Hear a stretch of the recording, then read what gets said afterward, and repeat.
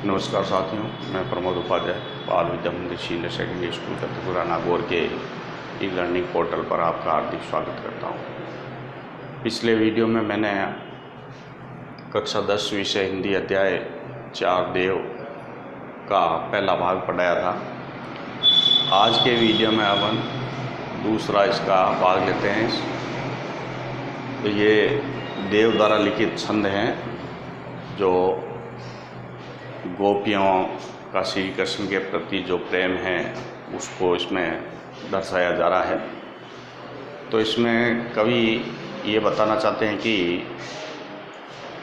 श्री कृष्ण के प्रेम रस में डूबी गोपी का एक मधुमक्खी के रूप में वर्णन किया है, जो शहद में से बाहर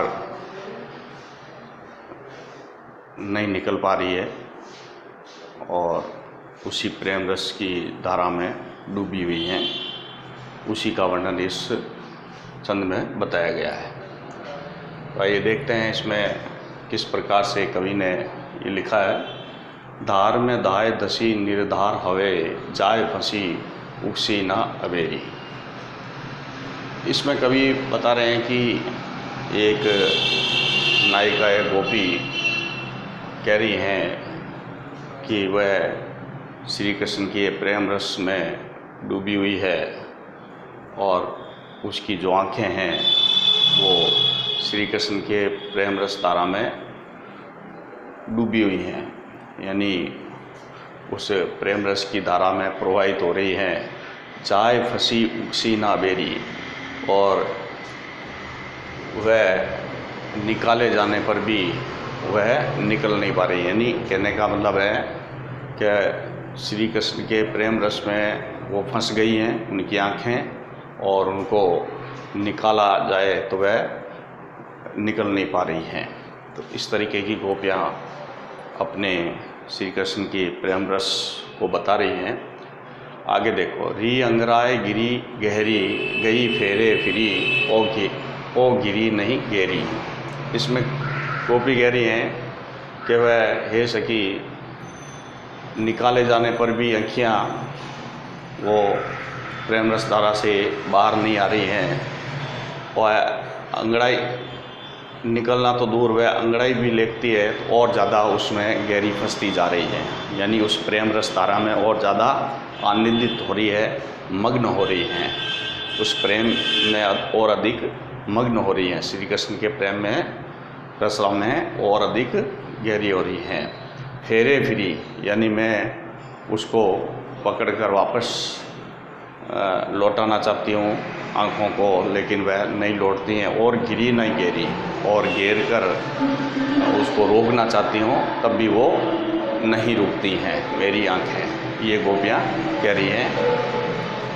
देव कछु आपनो बसना, रस लालच लाल चिते वही चेरी। के हे देव, अब हमारा इस पर, इन आँखों पर, हमारी आँखों पर कोई बस नहीं है, नियंत्रण नहीं है, क्योंकि ये आँखें जो हैं श्री कृष्ण के प्रेम रस में डूब चुकी हैं। रस लालच, यानी जो श्री कृष्ण का जो स्वरूप है, स्वरूप का जो लालच है देखने का, उसमें हमारी आँखें हैं जो चेरी जैसी लाल हो गई हैं। देखते देखते प्रेम रस में डूब चुकी हैं और उनके स्वरूप को देखने के लालच में वो लाल हो गई हैं। बेगी ही बूढ़ी गई पखियाँ, कि जिस प्रकार से हमारी जो मधुमक्खी जो होती है, उसके जो पंख अगर शहद में डूब जाते हैं और तो वो मधुमक्खी शहद से बाहर नहीं निकल पाती है, असमर्थ होती है, उसी प्रकार हमारी भी जो आँखियाँ हैं वो मधुमक्खी के पंखों की तरह है, जो श्री कृष्ण के प्रेम रस में डूब चुकी हैं, जिनको अब बाहर निकालना व्यर्थ है और जिनको बाहर नहीं निकाला जा सकता। अर्थात कहने का मतलब है कि गोपियाँ जो है श्री कृष्ण के प्रेम रस में आनंदित हो रही हैं उनकी आँखें, इसलिए उनको हटाना या उनको बाहर निकालना ये संभव नहीं हो सकता है। तो ये बात इसमें कही गई है। तो देव ने बहुत अच्छे श्री कृष्ण की प्रेम रस धारा में डूबी गोपी का वर्णन इसमें किया है। इसको आप नोटबुक में नोट कर लेंगे। और यहाँ पर शब्दार्थ भी दिया हुआ है, जैसे धार लिखा हुआ है तो धार का मतलब है धारा, यानी श्री कृष्ण के प्रेम की धारा। धार में धाय दसी निर्धार हो, यानी श्री कृष्ण के प्रेम रस की धारा जो है उसमें हमारी आँखें डूब चुकी हैं। धाय यानी शीघ्रता से, बहुत ही गहरी शीघ्रता से धारा प्रवाहित हो रही है, यानी प्रवेश कर गई है। दसी, दसी यानी प्रवेश कर गई है। निर्धार यानी बिना किसी आधार के, बिना सोचे समझे हमारी आँखें हैं जो श्री कृष्ण के प्रेम रस में डूब गई हैं। अबेरी यानी निकाले जाने पर, अबेरी यानी उक्सी न अबेरी, हम उन आँखियों को निकालने की कोशिश करती हैं पर वो वहाँ से हट नहीं पा रही हैं। अंगड़ाई यानी अंगड़ाई लेकर, निकालना तो दूर, अंगड़ाई लेकर भी वो और ज़्यादा गहरी होती जा रही है। यानी कहने का मतलब है श्री कृष्ण के प्रेम रस में हमारी आँखें हैं वो और ज़्यादा आनंदित हो रही हैं और प्रेम में मग्न हो गई हैं।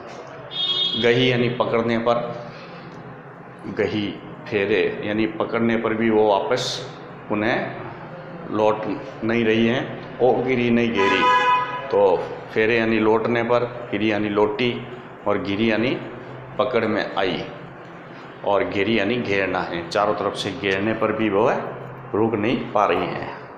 रस लालच यानी लालच में आकर, प्रेम रूपी रस के लालच में आकर रस लालच, यानी आँखियाँ जो हमारी हैं वो श्री कृष्ण के प्रेम रस के लालच में आकर जो हमारी आँखें हैं वो चेरी जैसी, मतलब चेरी का मतलब है दासी बन गई हैं। चेरी का मतलब है जो हमारी आँखें हैं वो श्री कृष्ण के स्वरूप रस के लालच में दासी बन गई हैं। अब वो दासी बन गई हैं, इसलिए श्री कृष्ण के प्रेम रस में हमारी आँखें दासी बनने के कारण अब उन्हें से बाहर निकालना संभव नहीं है। बेगी ही बूढ़ी गई पखियाँ, ये लिखा है पखियाँ, पखियों का मतलब होता है पंख, बई यानी हो गई, बई, ठीक है। बूढ़ी, बूढ़ी गई यानी डूब गई, बूढ़ी गई पखियाँ, यानी जो मधुमक्खी के जो पंख होते हैं वो जिस प्रकार शहद में डूब जाते हैं तो मधुमक्खी शहद से बाहर नहीं निकल पाती है, उसी प्रकार से हमारी जो आँखें हैं, गोपी कह रही हैं हमारी जो आँखें हैं वो श्री कृष्ण के प्रेम रस में भीग गई हैं और वो अब बाहर नहीं निकल पा रही हैं और उसके प्रेम रस के दासी बनी, स्वरूप की दासी बन गई हैं। तो इस तरीके से गोपी ने अपने मनोभाव यहाँ पर प्रकट किए हैं। तो आज के वीडियो में मैं आपने इसको पढ़ा और आगे अगले वीडियो में मैं आपको इसका तीसरा भाग लेके आऊँगा, जिसको आप नोटबुक में नोट कर लेंगे और शब्दार्थ भी लिख लेंगे। तब तक के लिए धन्यवाद।